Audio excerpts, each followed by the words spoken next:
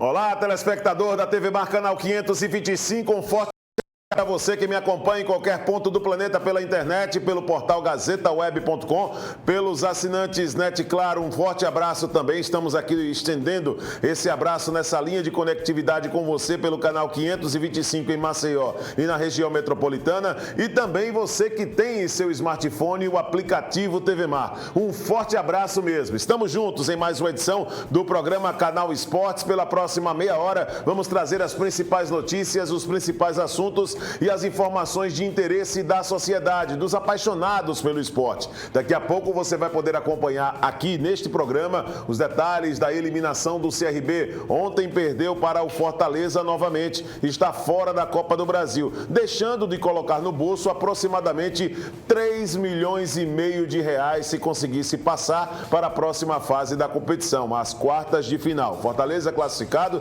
de forma incontestável, e você já vai poder acompanhar como aconteceu exatamente essa eliminação do CRB, como foi o jogo no estádio Rei Pelé, a participação dos técnicos. E no lado azul de Maceió, o CSA também já começou a preparação para enfrentar o Avaí. E daqui a pouco, a principal contratação do time para a sequência da Série B, o meio-campista Renato Cajá, vai conversar com a gente também sobre o jogo do Avaí no próximo sábado no estádio Rei Pelé. Aqui nos estúdios nós vamos conversar com o ortopedista Lucas Amorim. Estamos aí chegando ao fim das Olimpíadas de Tóquio e, naturalmente, os atletas de alto rendimento também têm sofrido algumas situações que acabam sendo também muitas vezes voltadas para a prevenção e também preparação melhor, mais adequada para evitar lesões e lesões gravíssimas. Nós vamos discutir situações como essa no programa Canal Esportes, que está apenas começando.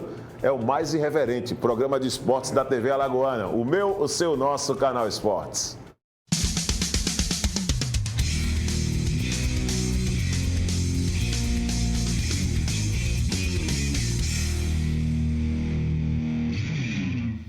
Vamos lá, aqui não tem aquele negócio de estar enchendo linguiça não, daqui a pouco não, a gente já começa com o nosso convidado aqui. Lucas, como é que você está? Tudo bem? Seja bem-vindo aqui ao Canal Esportes, para nós é um prazer recebê-lo. Você como ortopedista, estamos acompanhando as Olimpíadas que chega a uma reta final, onde naturalmente se exige mais dos atletas e o risco de lesões aumenta também. Por isso que você está aqui hoje no Canal Esportes, para a gente discutir esses riscos, né? Qual a prevalência de lesões em atletas, naqueles chamados atletas de alto rendimento. Bom dia para você. Bom dia, Viderlan. Bom dia, telespectadores. Então, a proposta hoje é a gente falar um pouquinho sobre essas lesões no esporte, principalmente com foco agora nas Olimpíadas, que domingo agora tem o encerramento, né?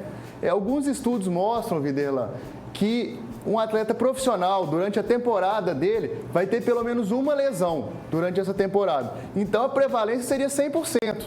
Todo atleta vai ter pelo menos uma lesão durante o ano. Pode ser uma lesão mais simples, que vai tirar ele de 1, 2 treinos só e volta a treinar normal, ou então até aquelas lesões mais graves, que vão precisar de procedimento cirúrgico e um afastamento do esporte por mais tempo. Interessante que há 2 semanas eu recebi aqui no estúdio, nesse mesmo local que você se encontra aí, Lucas, o Dr. Tiago Mena, ele que trouxe, através de estudos também, dados que o risco que um atleta pode sofrer através de um mal súbito, chega até, um risco, por exemplo, de 4%. Ou seja, os riscos sempre existem, né? Não adianta você estar bem fisicamente achando que vai ser um super-homem que não corre o risco de acontecer alguma coisa pior. As lesões também são assim, né? Sempre existe o risco. Por mais que o atleta esteja bem preparado, tenha feito uma pré-temporada adequada, as lesões acabam acontecendo. Por quê?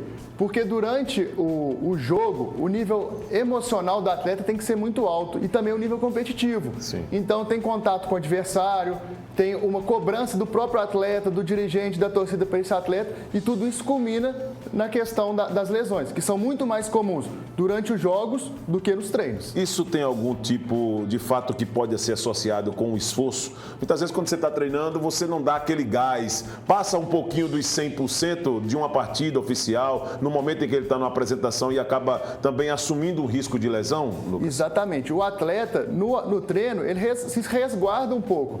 Não dá 100% no treino, porque ele tem que estar 100% para o jogo. E no jogo, por fazer esse esforço até o limite do atleta, com isso ele acaba tendo as lesões durante os jogos. Qual tipo, Lucas, de lesão mais comum para um atleta? Eu sei que depende da modalidade esportiva, mas vamos falar de uma que exige bastante, o triatlon, onde se reúne 3 modalidades ali, que é o ciclismo, a corrida e a natação. Isso. Que tipo de lesão é mais comum para quem pratica o triatlon, por exemplo? Então, no triatlon nós temos as 3 modalidades, vai variar um pouquinho de acordo com a modalidade. Por exemplo, na corrida, as lesões mais comuns são as lesões do membro inferior, ou seja, coxa, joelho, perna, tornozelo. Certo. A natação, o principal tipo de lesão é o ombro, porque a musculatura do ombro é muito exigida durante a natação. Entendo. O ciclismo, principal musculatura utilizada é a musculatura do quadril. Então acaba que as lesões de quadril são mais comuns. Foi bom o senhor ter entrado nesse ponto. Ontem, durante as Olimpíadas, estava tendo a prova do heptátlon moderno, que são 7 atividades dentro do atletismo que a mulher vai realizar. Uma das atletas, a atleta britânica, ela já tinha tido uma lesão no tendão de Aquiles, tinha operado, tinha recuperado da lesão para estar nas Olimpíadas e acabou se lesionando durante a prova ontem. Nossa, então quer dizer que o risco ele ainda continua, né? Continua. A relesão, ou seja, o atleta que já teve a lesão, operou ou fez o tratamento conservador e volta a competir e tem a lesão novamente, é alto. É realmente uma situação, e quando traz isso eu vou para uma outra modalidade que não está presente na Olimpíada, mas que aconteceu conosco aqui no Brasil, né? Foi uma dor muito grande com aquela lesão do Anderson Silva, e aí sempre fiquei me provocando, né? Como leigo, né? Mas eu não vou mais assistir luta do Anderson. Quando falou, o Anderson vai voltar, essa imagem aqui, né? O Anderson vai voltar a lutar, essa luta foi contra o Chris Weidman, né? Se eu não estou enganado, essa luta foi em 2013, 2012, 2013, essa luta. Foi a primeira lesão do Anderson. E olha que coisa interessante, né? O Chris Weidman esse ano teve uma lesão idêntica, né? Numa luta também do UFC. A mesma lesão que ele comemorou, por exemplo, a vitória. Não comemorou a lesão, claro, a vitória, o posto do cinturão, que na época pertenceu ao Anderson Silva, ele acabou agora também perdendo uma luta com esse mesmo grau de lesão. Então, o risco, Lucas, ele sempre acontece. E eu tenho medo exatamente, por isso que eu coloquei esse bloqueio. Eu digo, não vou assistir mais luta do Anderson Silva, porque esse cara vai chutar de novo e vai quebrar a perna de novo. Mas isso é uma situação que acaba sendo muito bem acompanhada, preparada. Ele só volta se tiver pelo menos com essa possibilidade muito mínima, né, gente? Exatamente. Essa lesão, como os 2 atletas do MMA tiveram, são lesões mais incomuns, que é uma fratura. É uma lesão bem grave, só que ela é incomum no esporte. Certo. Então, o atleta tem que operar, não tem como voltar ao nível competitivo sem operar esse tipo de lesão. Mas ele pode voltar ao nível competitivo, Lucas? Ele pode voltar a competir, mas manter o mesmo nível competitivo que ele tinha antes da lesão é muito difícil. É muito difícil. Até né? porque começa a entrar fatores psicológicos nesse atleta também, porque ele começa a ter medo de ter a lesão novamente. Não, claro, obviamente é até difícil de pensar, né? Só o fato do cara voltar a competir, eu acho que já é um vencedor, né? Exatamente. Quando participa de uma situação como essa. Inclusive, a atleta de ontem, que eu mencionei do heptátlon, ela completou a prova mesmo lesionada. Lucas, na maioria das vezes acaba sendo uma teimosia do atleta em não respeitar os limites do corpo e acaba provocando lesões? Um pouco de teimosia e um pouco de foco, eu penso dessa forma. Por quê? Porque as lesões acontecem quando tem o que a gente chama de overuse. O corpo tem a capacidade regenerativa natural dele. Só que à medida que vai tendo o esforço, o trauma, a capacidade regenerativa não consegue suportar. Sim. E daí tem a lesão. Sim. Então o atleta definir o limite dele é o que vai conseguir proteger ele de uma lesão. Só que o atleta que está focado, treinou 4 anos, vamos pôr o exemplo da Olimpíada, 4 anos para participar das Olimpíadas, mesmo com dor, mesmo sentindo alguma coisa, ele não vai deixar de competir.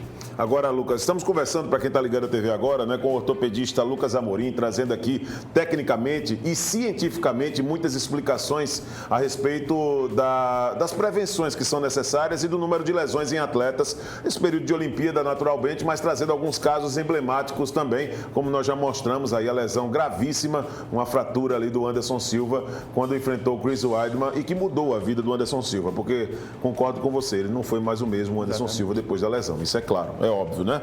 Mas vamos lá. Falando um pouquinho de aspectos daqueles que não têm o hábito de treinar com frequência. Por exemplo, Viderlan da vida, né? Eu aqui, tá? Sou o personagem. Quando mais jovem, quando praticava, por exemplo, futebol de salão, Futebol de salão, viu? É jovem mesmo, né? O que é chamado hoje de futsal, né? Lucas, eu tinha uma facilidade muito grande de torcer o tornozelo. Tem pessoas que têm essa facilidade, são pessoas que não têm uma preparação, uma coordenação adequada, porque, cara, eu ficava muito chateado. Todas as vezes que ia jogar, sempre, se tivesse 3, 4 jogos por semana, eu tinha um problema muito sério de torção de tornozelo. A torção do tornozelo pode ser evitada, pode fortalecer a região. O que é que realmente provoca umas pessoas que têm uma tendência maior de torção no tornozelo e outras que não aparentam? Tinha uns amigos que jogavam comigo que se tivesse 10 jogos naquele mesmo dia, não corria risco nenhum, terminava a partida sem torcer o tornozelo. Sim, o que acontece? São fatores do próprio paciente, ou seja, seu preparo físico, seu grupo muscular estando equilibrado entre os dois lados e também o tipo de calçado que você usa, o tipo de esporte que você pratica. Isso também faz parte, né? Faz parte. Então, já tem aquele paciente que tem uma predisposição a ter entorse, que a gente chama o paciente que tem uma lacidão ligamentar. Ou seja, o ligamento do tornozelo desse paciente, ele estica um pouquinho mais do que do resto da população. Entendi. E com isso predispõe a mais vezes ter a entorse. E o que os atletas fazem para prevenir isso? O que a gente chama de propriocepção, é melhorar a interpretação dele em relação à posição do corpo e fazer o equilíbrio muscular adequado entre os grupos musculares esquerdos e direitos. Olha aí, o jogador de basquete é que tem uma tendência também muito grande de ter torção, né, no tornozelo, né? Porque ele sobe muito, então às vezes na queda não há uma coordenação adequada, né, Lucas? Vamos falar um pouquinho a respeito desse assunto. O que acontece também é que durante a queda às vezes tem o contato com o adversário. Então o atleta está preparado para fazer o pouso de uma maneira, o contato com o adversário acaba desequilibrando e pisa de mau jeito. Por exemplo, essa lesão aqui do Kevin Durant foi uma ruptura do tendão de Aquiles, que ele teve durante a final da NBA contra o Toronto Raptors, sim, se não me engano, 2, 3 anos atrás, quando ele ainda estava no Golden State. Certo. É uma lesão devastadora para o atleta. O tempo de retorno ao esporte é entre 9 meses e 1 ano. O que é o tendão, para que o nosso telespectador possa entender? Eu sei onde fica a região, sim, mas o tendão, na mecânica do corpo, qual é a função dele e por que tem essa questão que você acabou dando ênfase aí, tão demorada para a recuperação? O corpo tem os ossos e os músculos. Certo. Os tendões seriam a estrutura que vai ligar o músculo até o osso, para o músculo conseguir fazer a função dele. Então, é de extrema importância para o movimento da perna, o movimento do pé, no caso específico do tendão de Aquiles. Então, quando rompe o tendão, tem que ter o tempo para o corpo regenerar aquele tendão, com a ajuda da cirurgia ou não. E fora isso, o tendão novo tem que ter estrutura semelhante ao tendão antigo, que a gente chama de ligamentização, certo, no termo ortopédico. Por isso, esse tempo de 9 meses ou até 1 ano para conseguir voltar no nível anterior. Agora vamos falar do esporte do povo, o futebol, né? Todo mundo fala aqui no Brasil que o futebol é um dos esportes que mais tem um risco de se provocar lesões. E temos esse caso aqui emblemático também, né, que é o caso do Ronaldo. O Ronaldo foi uma exceção, Ronaldo Fenômeno, pela gravidade dessa lesão? Essa lesão específica dele também é uma ruptura de tendão. Só que não foi o tendão de Aquiles como o do atleta Kevin Durant, mas a ruptura do tendão patelar que o Ronaldo teve, que é uma lesão extremamente grave. O Ronaldo ter conseguido voltar a jogar depois dessa lesão e ganhar uma Copa do Mundo é um exemplo de exceção. É uma exceção, né? E aí foi um trabalho também muito forte de profissionais, né? E psicológico também, não tem para onde, Lucas? Lucas, psicológico aí, eu gostaria que você falasse um pouquinho também, porque muitas vezes o lado psicológico, nós ficamos tão presos a falar em técnicas, em movimentos repetitivos para uma recuperação, mas esquecemos da cabeça. A cabeça ela também tem um papel fundamental nesse quesito, né? É inevitável o atleta voltar com medo de lesionar de novo. Então, o atleta tem que ter um preparo psicológico, acompanha com o psicológico, para ter segurança de voltar a exercer a atividade dele. Isso foi o que o Ronaldo teve, que conseguiu voltar em grande nível. Pois é, em grande nível, inclusive participando, né, daquele Mundial de 2002, né? Sendo campeão do mundo. No Brasil sendo campeão do mundo. E até no jogo, quando eu estava prestes a parar de jogar futebol no Corinthians, eu lembro que o Ronaldo, já apresentando mais uma vez sobrepeso, mas conseguiu fazer, por exemplo, gols importantíssimos. O sobrepeso, vamos falar um pouquinho do que provoca também, aumenta, amplia as possibilidades de lesão, mesmo com o cara com sobrepeso sendo mais lento, por exemplo, para os movimentos? toda a articulação do nosso corpo trabalha sob uma carga. Essa carga depende do peso. Então, se o peso do paciente está maior, o paciente mais sobrepeso, vai forçar mais essa articulação e com isso a chance de lesão aumenta. Essa foto impressionante aí, né? Os amigos até comentavam ali. Vamos falar um pouquinho dessa lesão aqui. A foto, ela é impressionante. A foto é de assustar, né? Então, esse atleta, o Michael Leite, na época jogava no Santos, se não me engano, foi em 2008 essa lesão. Ele teve um choque com o goleiro do Flamengo no lance e com isso ele teve uma torção do joelho. Para ser mais específico, uma luxação do joelho. O que é luxação? É quando um osso perde contato com o outro. E no nosso joelho, são 4 ligamentos principais que fazem com que o joelho fique no lugar correto. Nessa lesão, o Michael Leite rompeu os 4 ligamentos do joelho. Nossa Senhora. Então, foi uma recuperação muito demorada e, tecnicamente, muito difícil essa cirurgia dele para ele conseguir voltar no nível competitivo.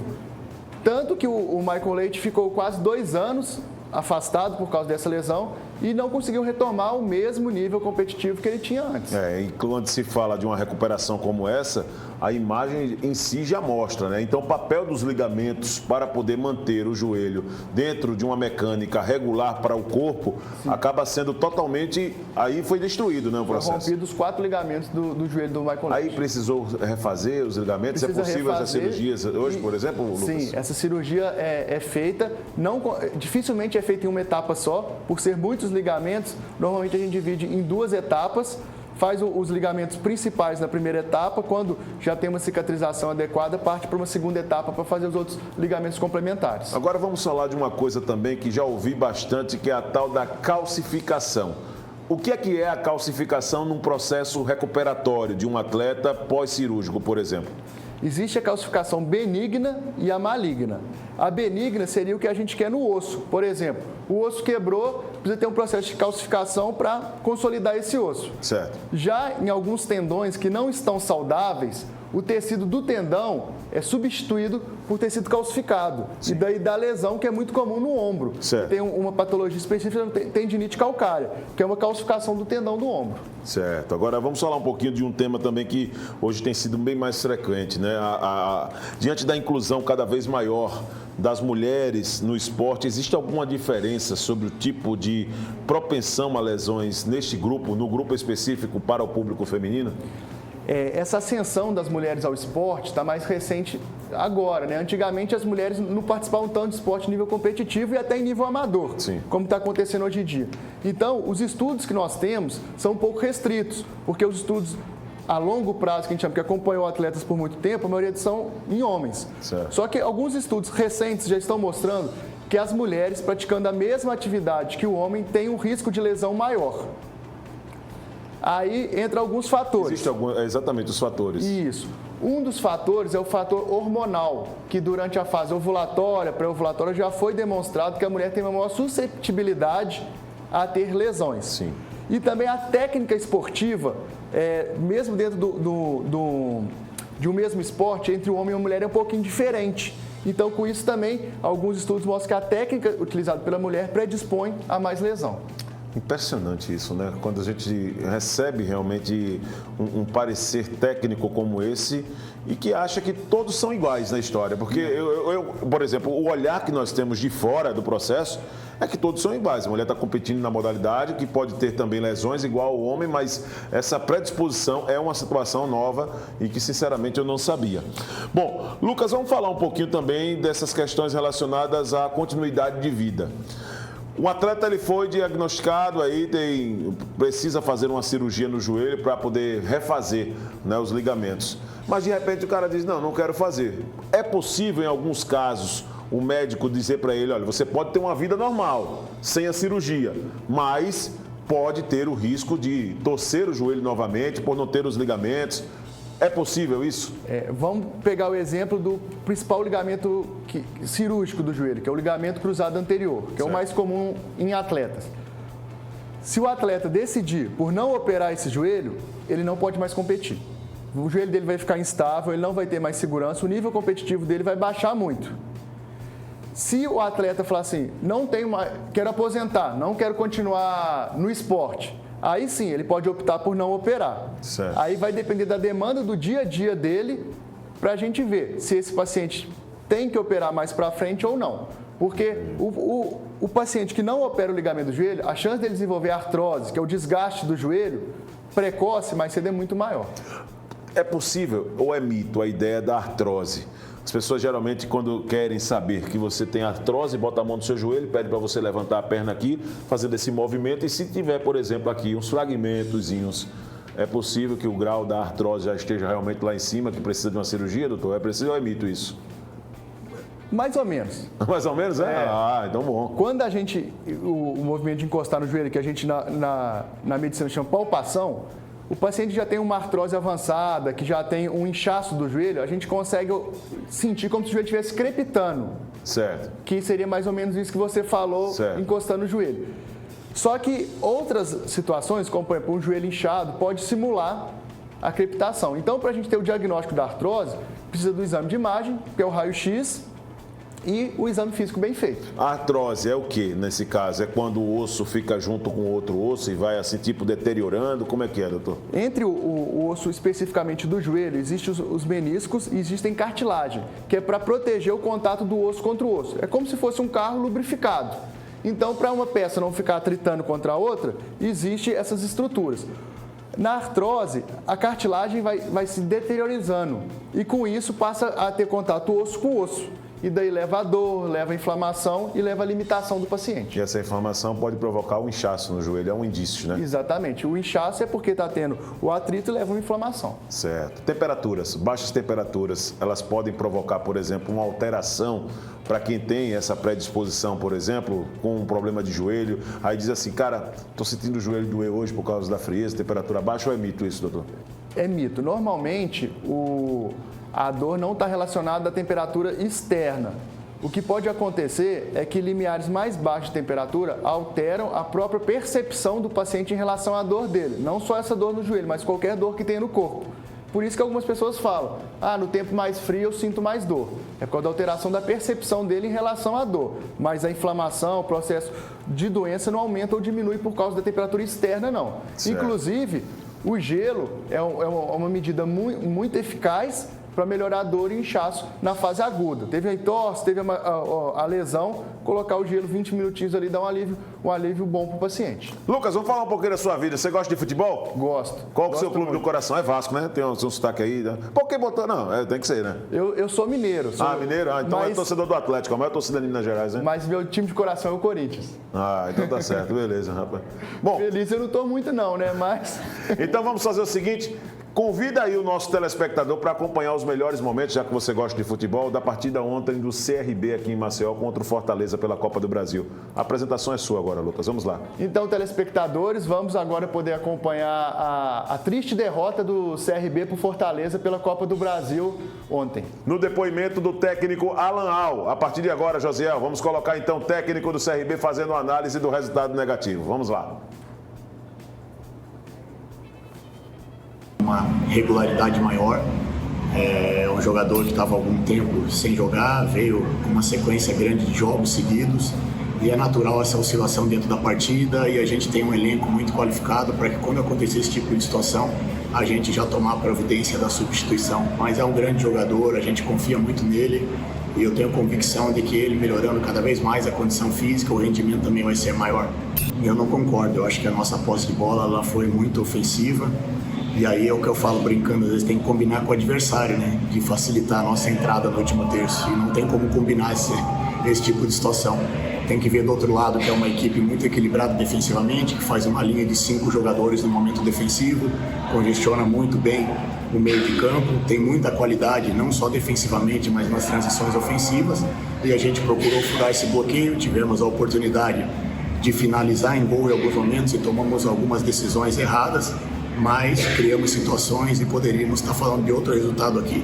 Mas tem que valorizar também o trabalho que é feito do outro lado, não é à toa que o Fortaleza vive o momento que vive no Campeonato Brasileiro da Série A, e eu tenho convicção de que a gente está no caminho certo e vai brigar por algo grande na Série B também. Mérito do adversário também, como eu falei em outra resposta, que joga com uma linha de 5, com 3 zagueiros bem posicionados, uma equipe muito forte fisicamente, que é a equipe do Fortaleza, e também a gente acabou tomando algumas decisões erradas no último terço da partida, no último terço do campo, onde poderíamos finalizar em gol, tentávamos algum passe para um companheiro numa situação melhor, mas são situações que a gente vai corrigir, e o mais importante é que a gente sai fortalecido, não sai feliz por não ter passado de fase, mas sai muito fortalecido, né? Eliminamos um adversário que dispensa comentários, que é a equipe do Palmeiras. Sofremos hoje uma derrota para um adversário também que dispensa comentários, que é a equipe do Fortaleza. Então a gente tem que saber analisar o nosso jogo, mas também valorizar o que o adversário do outro lado também está fazendo. Eu acho que faltou um pouco mais dessa tomada de decisão, desse ímpeto maior de fazer o gol. Criamos situações, criamos possibilidades de definir em gol, né? E eu falo para eles, o mais importante é você finalizar a jogada, e a gente às vezes fica preocupado em tomar uma decisão melhor para o companheiro e não tomar uma decisão que pode ser uma jogada de gol. Mas criamos situações, tivemos uma bola na trave, tivemos o maior controle ofensivo da partida, e eu acho que faltou justamente esse ímpeto da gente finalizar mais. Não só no segundo tempo, mas no primeiro tempo tivemos ali algumas oportunidades com os homens de frente que poderíamos ter finalizado em gol, e tomamos a opção de fazer o passe. Mas tudo isso a gente vai corrigir, e volto a falar, também não pode deixar de valorizar o sistema defensivo do Fortaleza, que é uma equipe muito forte, uma equipe muito competitiva, não só forte no futebol, mas forte fisicamente, e que vem fazendo o Brasileiro da Série A muito bom. Eu acho que os sentimentos são conflitantes. A gente sai chateado por ter perdido a partida e, consequentemente, a eliminação, mas muito fortalecido pelo que a gente fez na Copa do Brasil. Com todo respeito a nós mesmos, né, que trabalhamos aqui no dia a dia, nós enfrentamos equipes que a estrutura, o investimento dispensa comentário.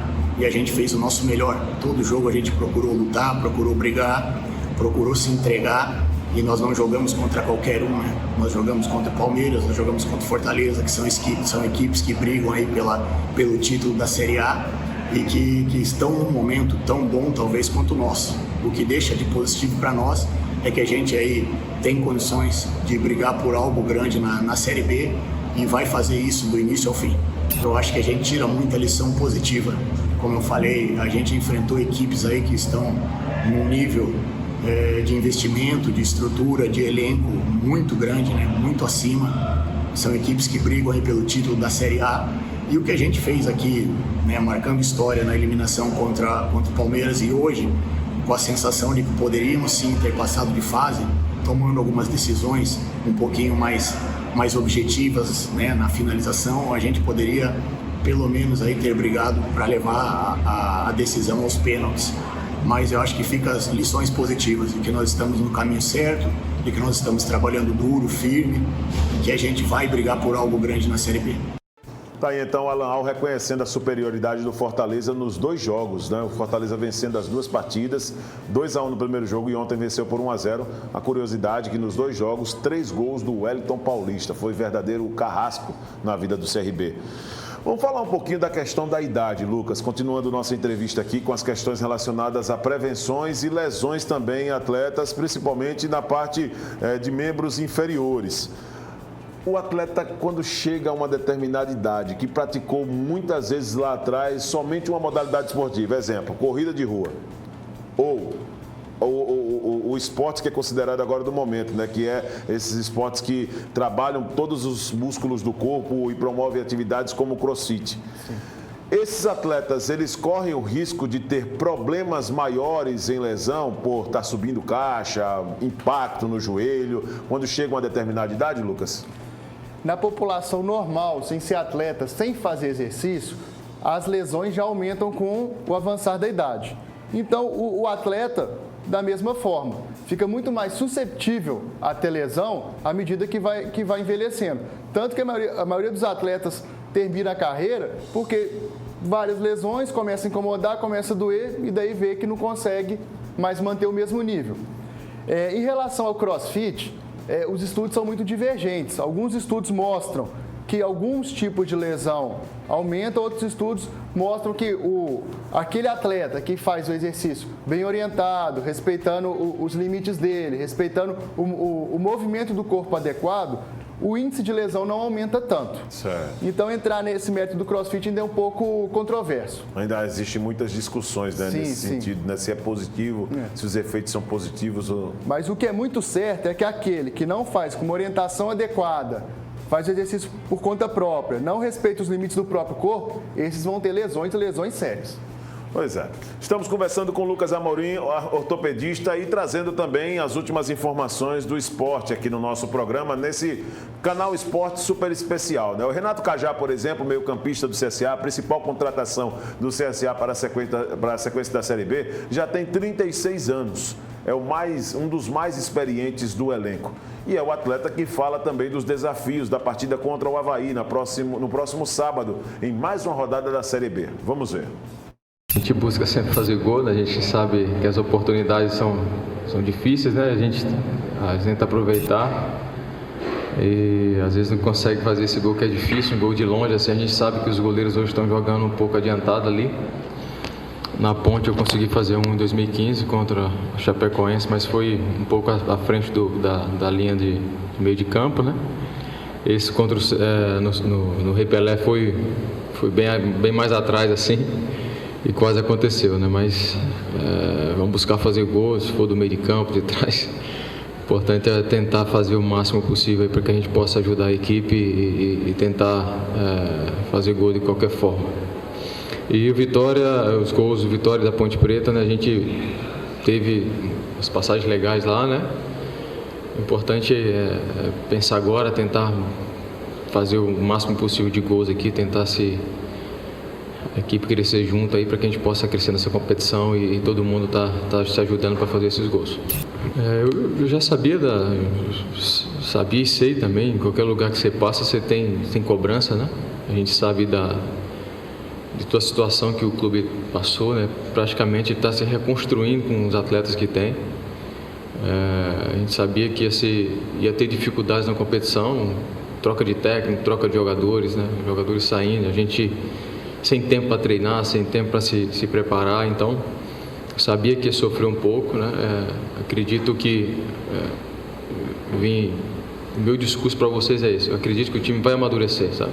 Acredito que o time vai crescer, o camisa 10 tem a responsabilidade, mas não só o camisa 10, um grupo inteiro precisa estar preparado para uma competição forte como essa. Então a equipe está amadurecendo, a equipe vai encorpar, né? As peças que estão chegando aí também vão dar esse corpo para a gente, para que a gente possa crescer na competição. E é normal isso acontecer, às vezes os times que estão lá em cima dão uma queda no segundo turno, e às vezes quem está embaixo começa a subir e começa a se encaixar e sobe na hora certa. Então... Tá aí, o Renato Cajá. Lucas, quero agradecer, tá certo, sua participação.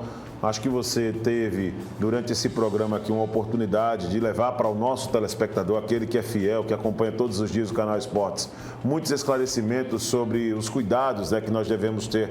Eu gostaria de deixá-lo à vontade, nesse finalzinho de entrevista, com o nosso telespectador, para que você possa mandar uma mensagem para ele, na câmera 1, né, sobre as questões de cuidados mesmo com a prática de esportes. Seja atleta de alto rendimento, que tem frequência em seus treinamentos, um respeito, uma questão mesmo de regra, né, colocando esses treinamentos, ou aqueles atletas no final de semana. Por favor, muito obrigado, viu? Primeiro eu queria agradecer a oportunidade de estar aqui no programa, podendo falar um pouquinho mais para vocês, telespectadores, sobre algumas curiosidades, né, sobre atletas de alto nível. Em relação ao esporte, exercício físico é essencial para a gente ter uma vida saudável, ter qualidade de vida. Então eu quero estimular todo mundo a ter uma prática de exercício. Só que essa prática, o ideal é fazer ela com acompanhamento multiprofissional, ou seja, nutricionista, educador físico, fisioterapeuta e também ortopedista, por que não se tiver alguma queixa. E para mais dúvidas, eu estou à disposição. Quem quiser me encontrar nas redes sociais, meu Instagram é lucasamorimc.ortopedia. E agradecer novamente pela oportunidade. Conte sempre conosco, Lucas. Gostaria da sua visita mais vezes aqui no nosso estúdio para poder falarmos mais da área de ortopedia e no processo principalmente voltado para o esporte, que é o carro-chefe aqui do nosso programa, tá certo? Assim nós vamos encerrando esta edição do programa Canal Esportes. Deixo um grande abraço para você, muito obrigado para você que nos acompanhou, né, durante toda esta meia hora, as reprises do Canal Esportes em horários alternativos. Nós vamos ter a partir de 5h30 da tarde também mais um programa sendo exibido, às 11h30 também durante a madrugada, e amanhã estaremos de volta a partir de 11h30 da manhã ao vivo aqui na programação da TV Mar Canal 525, emissora da organização Arnão de Melo. Até amanhã.